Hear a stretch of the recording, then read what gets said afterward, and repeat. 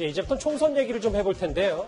먼저 오랜만에 등장한 이 인물 얘기부터 해보겠습니다. 더불어민주당 소속의 정봉주 전 의원이 같은 당 금태섭 의원의 지역구에 출마하겠다고 밝혔습니다. 그러면서 금태섭 의원이 지난해 조국 전 장관을 대해 쓴소리했던 것을 두고 빨간 점퍼 내부의 적이라고 비꼬기까지 했는데 관련 목소리 한번 들어보겠습니다. 지금까지의 언행 불일치 그리고 젊은이들의 정당한 분노에 대해서 동문서답식의 답변을 해서 상처를 깊게 한 것에 대해서 진심으로 사과할 생각은 없으신지요? 예, 있습니다. 후보자 주변은 지금 압수수색 등 검찰의 강제 수사를 받고 있습니다. 후보자가 과연 검찰개혁의 적임자인지 여부가 논란의 핵심입니다. 따끔한 질책의 말씀 너무 감사드립니다. 오랜만에 참 정봉주 전 의원 얘기를 해보는데 김태현 변호사님. 본인의 얘기는 내부의 적, 그러니까 자유한국당 점퍼를 입은 민주당 의원을 본인이 저격하겠다라고 나섰어요. 정봉주 전 의원이. 금태섭 의원 보고 한 얘기잖아요. 당내 경선을 통해서 누구나 이제 현역 의원에도 도전하고 할 수는 있어요. 그러니까 정봉주 전 의원 입장에서 보면 이번에 3회는 됐으니까 출마를 하는데 예전 지역구를 갈 수도 있고 금태섭 의원과 경선을 도전해가지고 할 수도 있어요. 예. 다만 제가 우려라고 보다 좀 문제가 삼는 거는 빨간 점퍼 민주당과 빨간 점퍼 자유한국당 얘기하는 거예요. 민주당인데 왜 민주당스럽게 조국 전 장관을 옹호하지 않고 조국 전 장관을 비판하느냐 이런 취지의 얘기인 것 같아요. 그런데요. 당내라는 거는 다양한 의견이 있어야 되는 겁니다. 그렇다고 해서 제가 금태섭 의원이 보면 완전히 무슨 검찰 편을 드는 것도 아니고 자유한국당 편을 드는 것도 아니고 기본적으로 검찰 개혁은 해야 하되 지금의 공수처 법안은 좀 문제가 있는 것 같고 조국 전 장관이 법무부 장관 되는 거는 문제가 있다는 개인 소신을 밝힌 거 아니겠습니까? 크게 당론에 위배되는 것도 아니에요. 근데 그 정도의 입장을 밝힌 게 수용이 안 되는 당이라고 하면 글쎄요. 민주당이 지금 너무나 당내 의견들이 획일화돼 가는 거 아닌가 하는 우려는 지울 수는 없습니다. 위원장 의원님, 네. 이건 지극히 순전히 제 궁금증인데 네. 그럼 정봉주 전 의원이 공천에서 금태섭 의원 지역구 강서갑인가요? 거기서 이길 수 있는 가능성은 있는 겁니까? 문제는 이제 이 권리당원들의 어떤 표심에 따라 달려있겠죠. 근데 정봉주 의원이 이제 본인이 도전하겠다고 하니까 사실은 이제 권리당원을 얼마나 확보했는지 모르겠지만 또 이 정권 같은 경우는 친문 세력이라도 있지 않습니까? 이제 거기에 정봉주 의원이 낙검수 멤버로서 이제 지지를 얻고 있기 때문에 사실은 이게 어떤 면에서 보면 만약에 이제 등장한다고 한다면 그 어떤 부분들에 상당히 많은 영향을 미치겠죠. 저는 근데 이 뉴스를 보면서 언뜻 떠오르는 장면이 하나 있었습니다. 최근에 북한이 김정은 위원장이 전원위원회를 했지 않습니까? 김정은 위원장이 막 이야기를 하면 밑에 있는 사람들이 전부 다 이 당원증을 들어서 찬성 표시를 합니다. 자, 한 명의 반대도 허용하지 않는 것이죠. 자, 근데 지금 민주당의 모습을 보면, 자, 금태섭 의원, 조응천 의원 등등 일 있을 때마다 당과 조금의 다른 이야기를 하지 않습니까? 근데 나머지 의원들은 아무 이야기가 없어요. 똑같습니다. 원보이스예요. 그러면 국회의원이 뭐하러 많이 필요하겠습니까? 한 사람만 있으면 되죠. 이런 정당이면 자유한국당도 마찬가지입니다. 한 사람만 있으면 되지 많은 300명 의원이 있을 필요가 없어요. 위원장님 너무 세게 얘기하시는 건 아닙니까? 아니 그러니까 뭐냐면 정당이라는 게 다양해야 된다는 이야기예요. 이런 이야기가 저런 이야기 있고 그게 국민들한테 노출이 되고 공개되고 해야지만 민주적 정당 아니겠습니까? 근데 딴 이야기를 하겠다고 저렇게 가서 당에서 저격을 하겠다? 과연 앞으로 우리가 만들어진 정당이 어떤 모습이겠습니까? 알겠습니다. 총선 출사표 던진 인물 한 명 더 있습니다.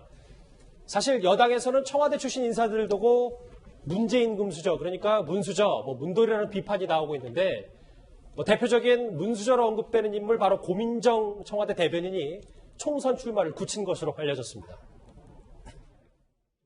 오로지 총선용 캠프라는 것에 맞추기 위해서 얘기하는 것이 아니냐.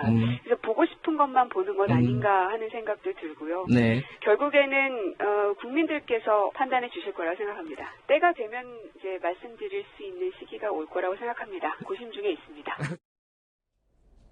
고심 중에 있다던 고민정 대변인이 일산 쪽에 출마를 굳혔다는 보도도 나왔는데 아마 내일 대통령 신년 기자회견 직후에 나올 것으로 보여요. 근데 저는 총선 출마 여부보다 그러면 정선희 소장님 청와대 대변인 또 바뀌는 겁니까? 그렇습니다. 불가피하죠. 4월 13일 총선에 출마하는 사람들은 16일 이전까지는 다 사직서를 내야 되는데 내일 대통령 신년 기자회견이 있고요.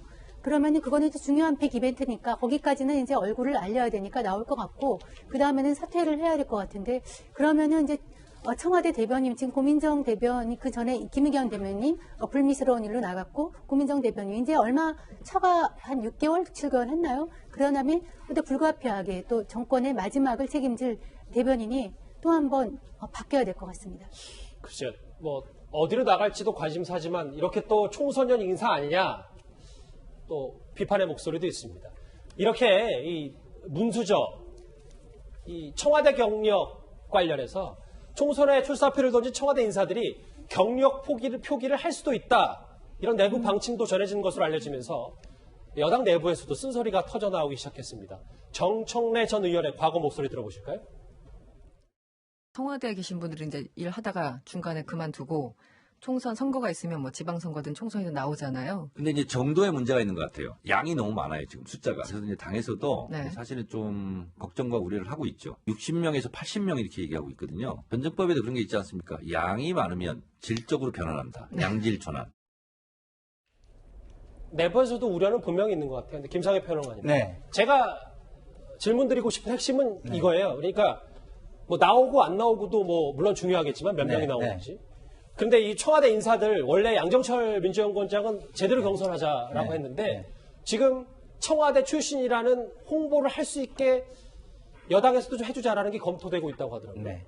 그러니까 이제 그렇게 되면 이제 공정성 시비가 좀 생길 수 있죠. 왜냐하면 과거에 제가 경험해 본 바에 의하면 대통령의 이름을 명기해서 청와대가 그냥 청와대가 아니라 노무현 청와대, 문재인 청와대 이렇게 하면은 한 20% 정도 차이가 나더라고요. 인지도가 개인의 인지도가 아니라 대통령의 인지도가 거기에 반영이 되는 거예요. 그러면 그게 과연 공정할 것이냐라는 그 논란이 좀 있을 것 같은데요. 그럼에도 불구하고 저는 어쨌든 좀 더 룰을 공정하게 만드는 노력을 더 해야 된다는 전제 하에서는 많이 나오는 게 나쁘다고 생각하지 않습니다. 예. 왜냐하면 기본적으로는 그 지금 중간 선거는 정권 심판의 성격이 있는 것이고요. 정권 심판의 성격을 명확히 하려면 이 정권에서 역할을 한 사람들이 나와서 심판을 받는 게 맞습니다. 맞고 그런 방식으로 해야만 현재의 그 정당의 고인물들을 또 물갈이를 할 수 있는 그 요소가 되는 거거든요. 만약에 이렇게 안 한다면 외부에서 들어와서 소위 말해서 고여있는 물들과 경쟁할 수 있는 정치 신인이 몇 명이 될까 저는 이제 반문을 해보고 싶고요. 그리고 또 하나 제가 좀 불편한 게 뭐냐면 문수저라는 표현을 지금 쓰는 게 맞는지 전 잘 모르겠어요. 왜냐하면 금수저라는 거는 태어나면서부터 부모가 부자거나 권력이 있거나 이러기 때문에 뭐 주어지는 건데 이 사람들은 문재인 후보와 같이 캠페인을 거쳐서 고생을 같이 해서 그 자리에 가는 사람들인데 그거를 그냥 어디서 뚝 떨어진 것처럼 문수저라고 표현하는 게 저는 또 합당한 건지는 잘 모르겠습니다. 김상표는 그럼 하나 더요. 화면에 보시는 것처럼 김의겸 전 대변인이 이 문재인 대통령과 선거 홍보 팸플릿에 이렇게 해놓은 것, 이 청와대 인사들이 앞으로 이런 홍보를 열띠게 하는 것도 별 문제가 안 된다고 보시는 거예요? 아니, 그거는 뭐 당연히 할 수 있는 거고요. 제가 볼 때는 이제 기본적으로 그것이 경선에서 쓰일 때는 조금 더 저렇게 하는 거는 같이 찍거나 이런 게 아니잖아요. 그런 거는 뭐 일반 후보들도 다 할 수 있습니다. 청와대 출신이 아니어도. 근데 이제 청와대 경력을 쓰거나 같이 찍거나 이런 건데 그것이 이제 당내 경선에서는 아까도 제가 얘기했지만 개인의 역량을 평가하는데 오히려 좀 적절치 못한 기준을 제공할 수 있다는 게 문제죠. 근데 본선에 가서는 저거 얼마든지 할 수 있는 거죠. 그런데 민주당 공천 논란 또 하나 있습니다. 최근 아버지인 문희상 의장의 지역구인 의정부에서 총선 출마를 선언한 문석균 씨가 아파 찬스는 거부하겠다, 이렇게 말한 것에 대해서 진중훈 교수가 다시 한번 나섰습니다. 화면부터 만나보시죠. 제가요, 다 안 믿기시겠지만 올해 50입니다. 나이가 50이 돼서 세습이니 아버지의 뜻으로 그냥 하는 것 같이 말씀하시면 정말 섭해요. 근데 아빠 찬스는 단호히 거부하겠습니다.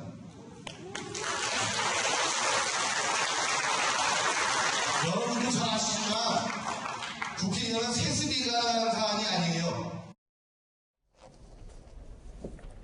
이것도 뭐 금수저 논란이 또 있어서요. 김태현 변호사님. 나이가 50인데 나한테 세습이라고 하는 건 좀 서운하고 단호히 거부하겠다고 했더니 오늘 진건 교수가 이게 새로운 내용이거든요. 어제 이 내용인데 또 알려진 만평도 있고 이따 보시겠지만 그걸 아빠 빤스라고 부른다. 뭐 글쎄요. 제가 뭐 읽긴 했습니다만 글쎄요. 이 문희상 의장의 아들 논란은 글쎄 여당의 앞으로 이 선거 전략에 걸림돌이 될 수 있는 겁니까? 부담되죠. 왜냐하면 이게 이제 조국 전 장관 사태에 대해서 이제 그 가장 문제로 생각하는 공정성의 문제 아니겠습니까?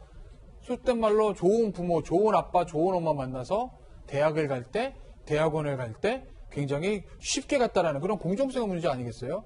문성규 씨도 마찬가지입니다. 뭐 물론 당연히 저 말은 말 자체는 맞죠.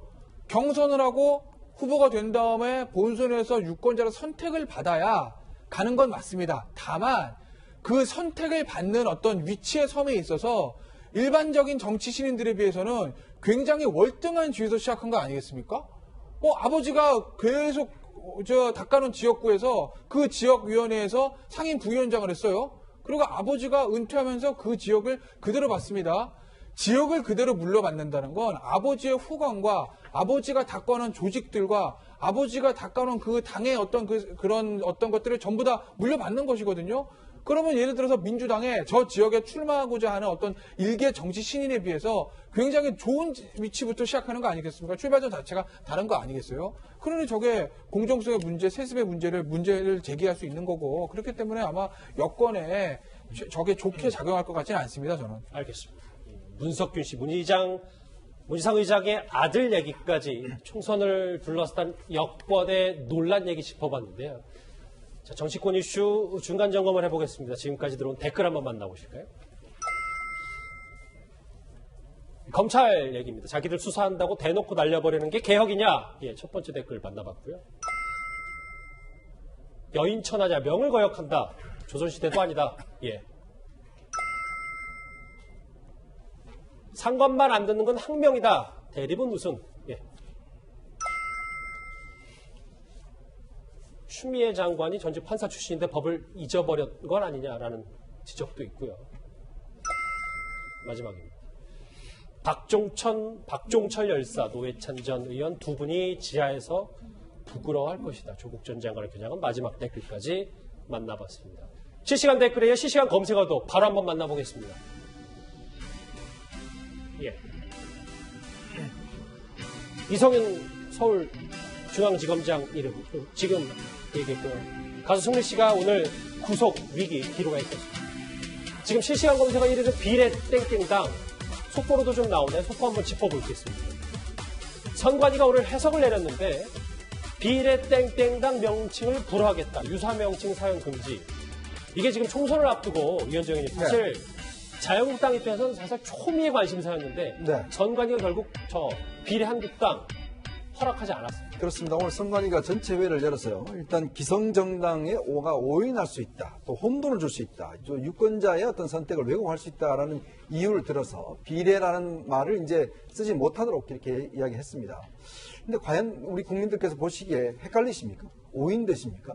저는 선관위의 결정 자체가 상당히 국민의 어떤 면에서 보면 국민들의 어떤 이런 이 정서와는 좀 다르다는 생각이 들고 그래서 아마 한국당은 지금에 있는 일단 어차피 이제 보수당과 합당하기로 지금 논의가 진행 중이지 않습니까? 그러면 아예 한국당을 그대로 살려두는 거죠. 그 당을 아예 비례정당으로 만들어 놓고 그렇게 하는 방법을 만드는데 어차피 현실이 이렇게 진행되는데 저걸 막는다고 해서 과연 국민의 선택을 어떤 면에서 헷갈리게 할까? 저는 솔직히 의문스럽습니다. 잠깐만요. 이현정 의원과 반대되는 의견 혹시 없으세요? 그럼 김태현 변호사님. 아니, 저는요. 예. 저 선관위가 법에서 잘못했다고 봐요. 왜냐면요. 유사명칭 사용금지로 뭐냐면 예를 들어서 지금 지역구에 자유한국당이 있습니다. 제가 당을 만들어요. 이름을 자유로운 한국당이라고 비슷하게 만듭니다. 예. 후보를 내요. 그 유권자들 지역구 투표할 때 얘가 자유한국당 후보야? 자유로운 한국당 후보야? 헷갈릴 수도 있잖아요. 그래서 헷갈려서 자유로운 한국당 후보를 자유한국당 후보인 줄 알고 찍으면 누가 피해보죠? 자유한국당을 피해보는 거예요. 예. 그걸 막기 위해서 유사명칭 사용하지 말라는 거예요. 민주당의 휴강을 얻기 위해서 더불어민주당이 아니라 함께민주당 이런 거. 예? 정의당의 휴강을 얻기 위해서 정의로운 당 이런 거 하지 말라는 거예요. 그러면은 원래 이름인 정의당, 민주당, 자유한국당 피해를 보니까. 예. 근데 이번에 보시자고요. 이거 실질적으로 누가 만든 거죠? 실질적으로 다 알잖아요. 자유한국당에서 만든 겁니다. 그죠? 지역구 후보 낸다는 게 아니에요. 비례 후보만 낸다는 거죠. 알겠습니다. 투표용지가 달라요. 그러면 여기 비례한국당이라고 했다고 해서 지역구 후보 내는 자유한국당을 피해봅니까? 안 보거든요. 그리고 피해를 본다 하더라도 그 자유한국당은 그 피해를 감수하겠다는 겁니다. 근데 이게 왜 유사명칭 사용 금지의 입법 취지에 그 금지한 입법 취지와 저는 전혀 상관 무관한 것이기 때문에 허가하는 게 저는 맞다고 봐요. 오늘 실시간 검색어 잠깐 비례 한국당 관련 비례 땡땡당 짚어봤습니다. 자, 실시간 검색어까지 정리를 해봤고요. 다음 주제 외교안보 소식으로 뉴스탑10 이어갑니다.